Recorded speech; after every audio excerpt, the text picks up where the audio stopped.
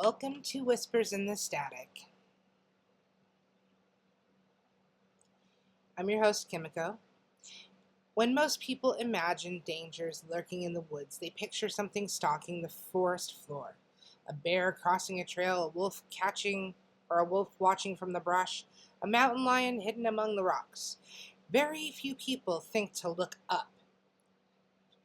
Tonight's legend invites us to do exactly that. Because according to generations of lumber camp stories, the greatest threat in the forest wasn't waiting behind a tree. It was already in the tree, watching, waiting. Its name was the Agropelter.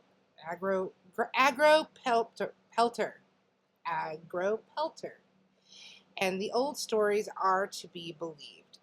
It's possessed an unusual talent. It didn't chase its victims, it bombarded them from above.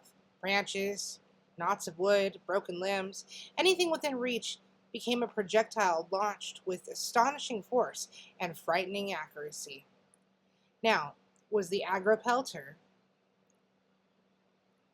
a genuine cryptid? A practical joke told amongst exhausted loggers?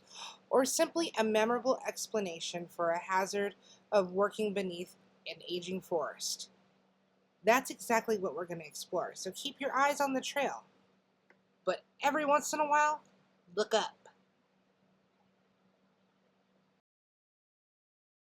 Warning, the following content may contain elements that are not suitable for some audiences. Viewer discretion is advised.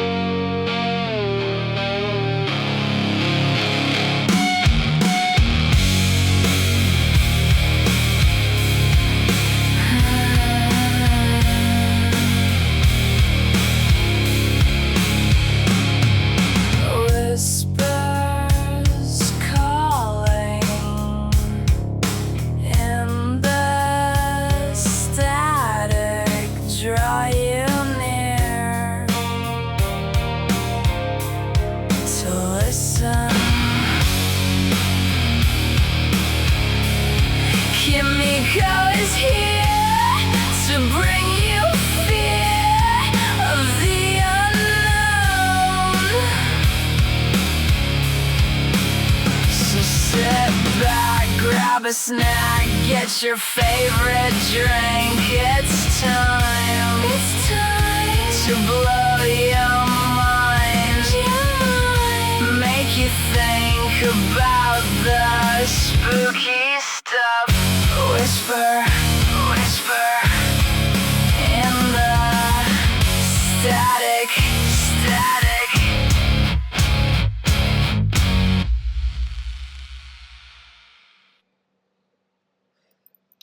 The forests of the northern United States and Canada have long inspired unusual stories.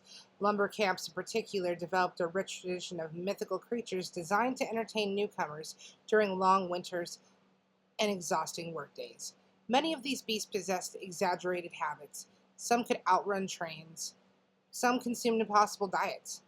Some existed solely to explain accidents that were otherwise made little sense.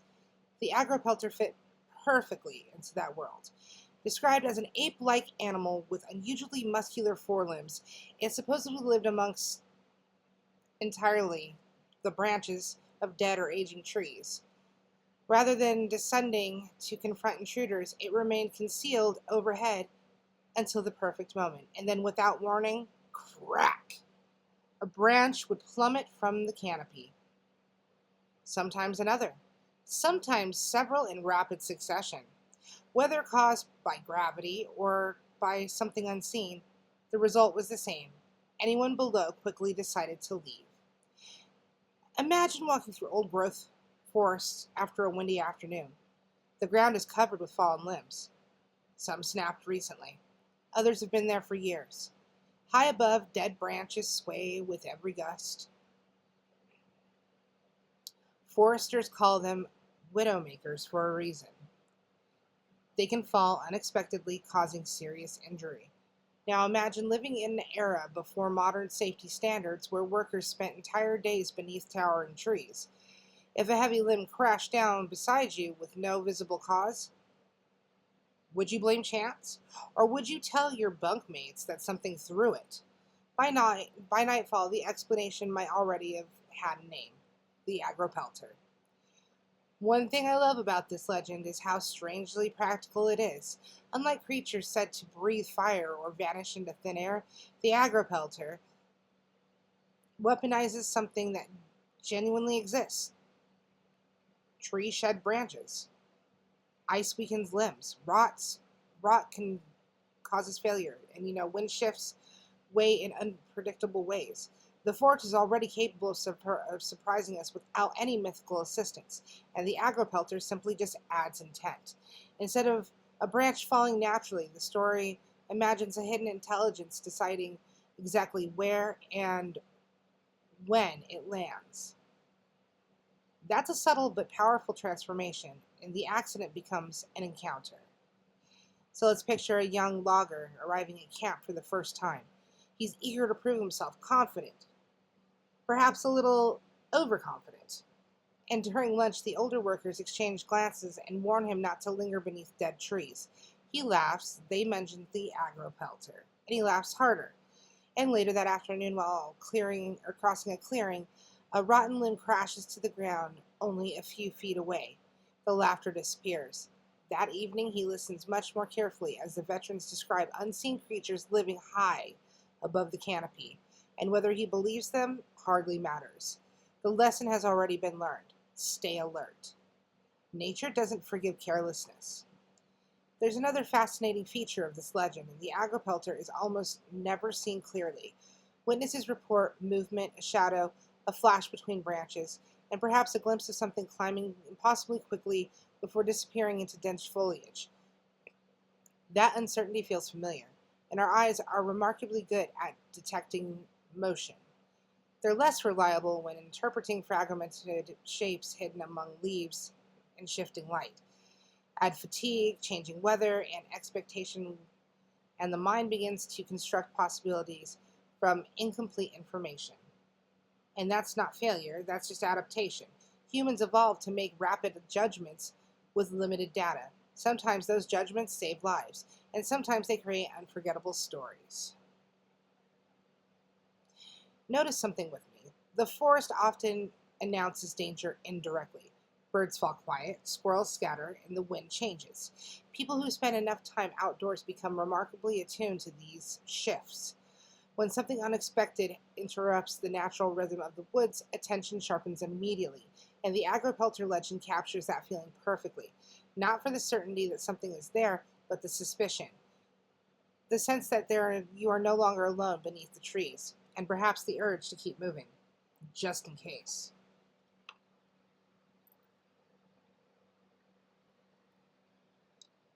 Okay, so picture a logging crew moving through the dense wood just after sunrise. Axes rest on shoulders, boots sink deep into the damp needles.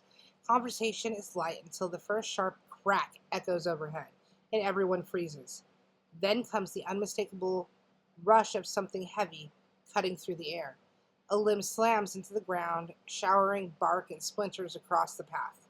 Silence follows. One veteran glances upwards and mutters, almost casually, "Agropelter's awake today." The young workers chuckle, but they also take a few careful steps away from the older trees.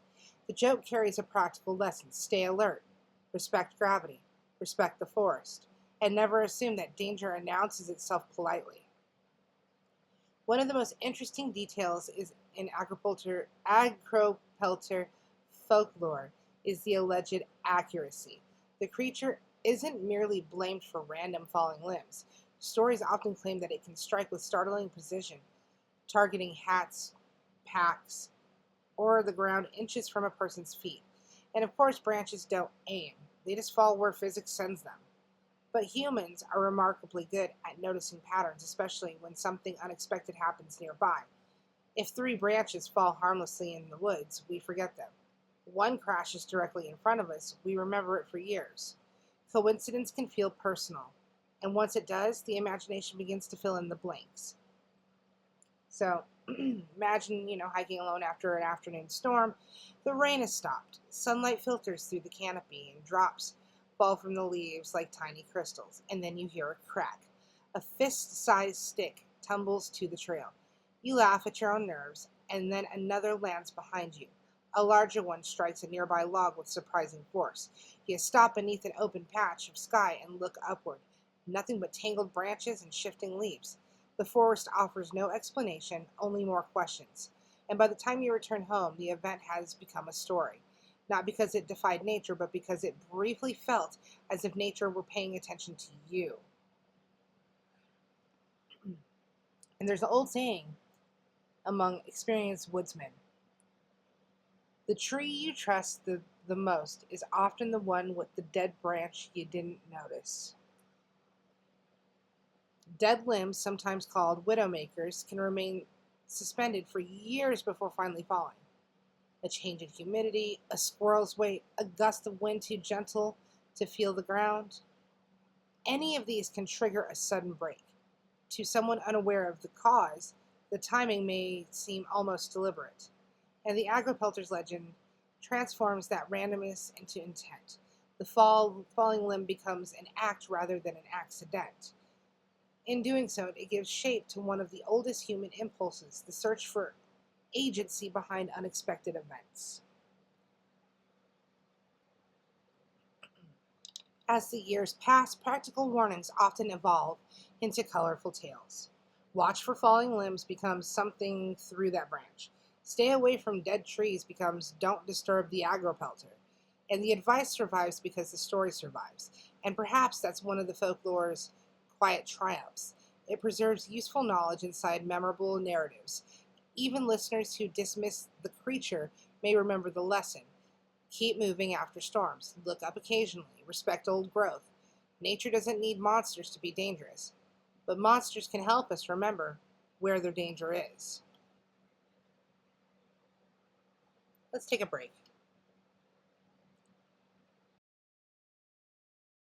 You're driving down a back road at 2 a.m. The only sound is the hum of your tires, until the radio catches something that doesn't belong, a whisper in the static. A shape moves between the trees. You blink, and it's gone.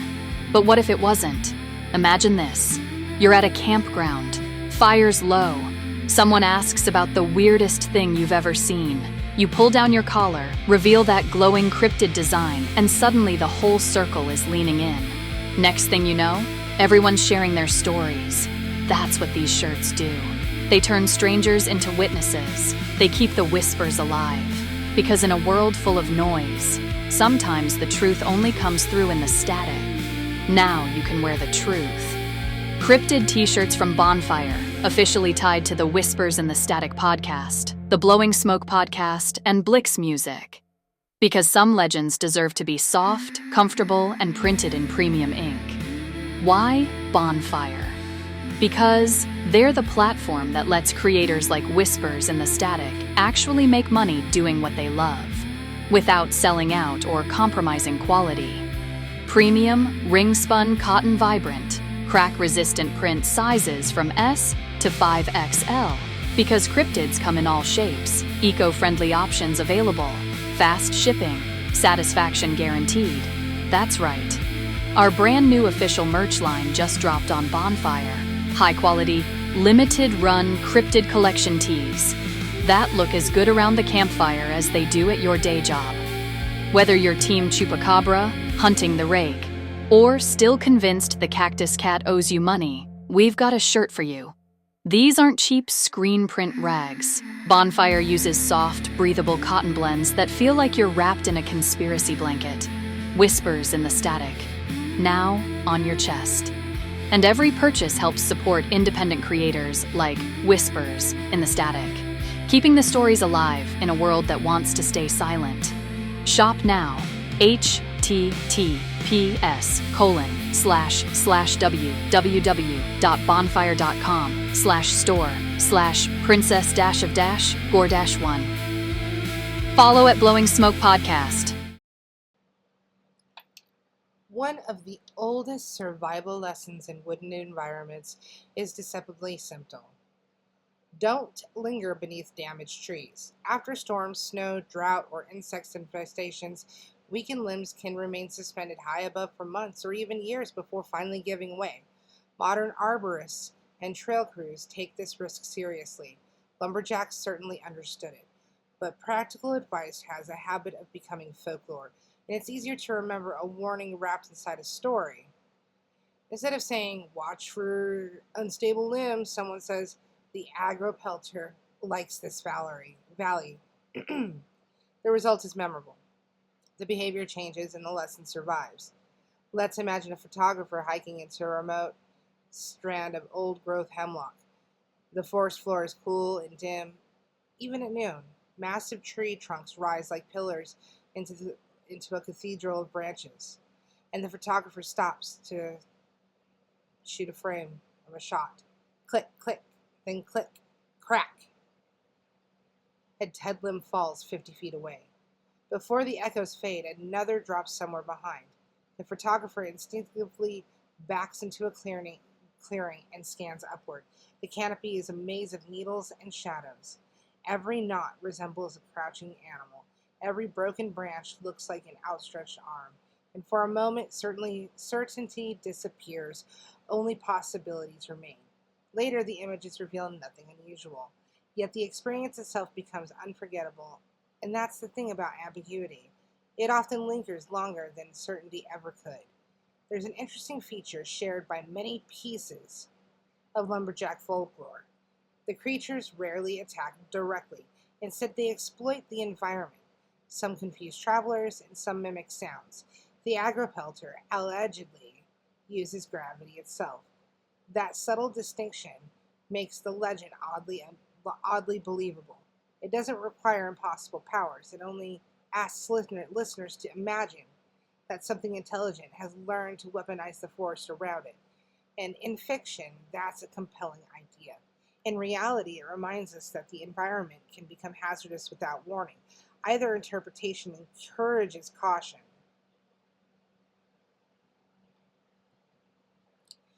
I once spoke with a longtime trail volunteer who offered a perspective that stayed with me. He said the woods have their own schedule. Trees fall when they fall, animals move when they move, storms arrive when they choose. Human expectations don't matter, and the wilderness isn't hostile. It's simply unconcerned with our plans. And that's an important distinction. Legends sometimes personify nature as a creature because intention is easier to understand than randomness. A thrown branch feels personal. A branch weakened by decades of weather and decay feels indifferent. And indifference can be strangely difficult for people to accept.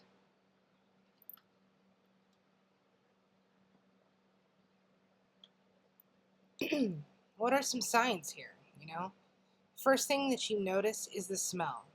Sun-warmed pine needles, damp bark, fresh earth after overnight rain. The second thing you notice is the light. It filters through layers of branches, creating shifting patterns that move across the ground with every breeze. Nothing appears threatening, and the forest is calm, comforting even. Then comes the third thing, a sound. Not loud, just the dry groan of wood rubbing against wood somewhere high in the canopy. And you stop. The sound stops. You continue walking. A heartbeat later, crack. A limb falls behind you, scattering needles across the trail. And you turn. The branch lies motionless where it landed. Gravity has done what gravity always does. And yet your imagination whispers another possibility. That's the quiet peace, or the quiet genius of the Agropelter's legend. He lives in that tiny purse between explanation and uncertainty.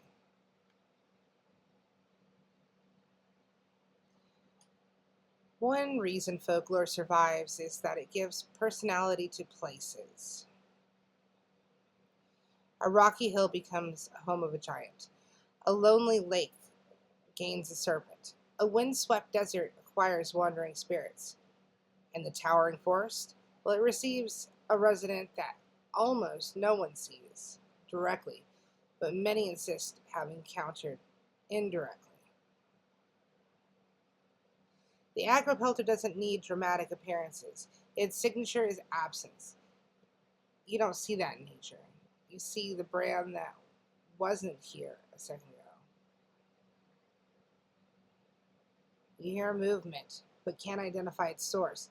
The story leaves just enough room for the listener to participate, and that's often more effective than showing the monster on sight or outright, because once your own imagination rules the table, the legend becomes personal.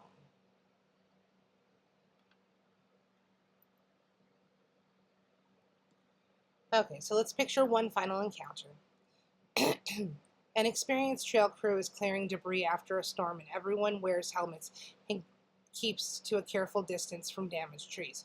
One worker pauses beneath a towering pine to consult a map. A veteran nearby immediately calls out, "Move!" and the worker steps away. Less than 2 seconds later, a massive limb crashes into the exact spot where they had been standing. Silence. The nervous laughter. No one mentions monsters, and no one talks about the cryptids. But that evening around the campfire, somebody jokingly says, "The Agropelter nearly got you today." The entire crew laughs, and from that moment on, no one forgets to check the canopy before stopping for break.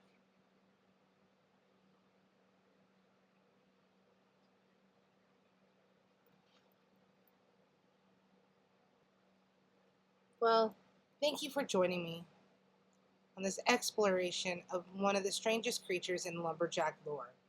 I'm Kimiko, and this has been Whispers in the Static. Until our next transmission, keep your curiosity alive, respect the landscape you travel through, and remember that the oldest stories often survive because they carry practical wisdom beneath the layers of mystery. And if you hear a branch crack overhead, don't spend too long wondering whether it was the Agropelter. Just take a step to the side first. You can debate the legend after you're safely out from under the tree.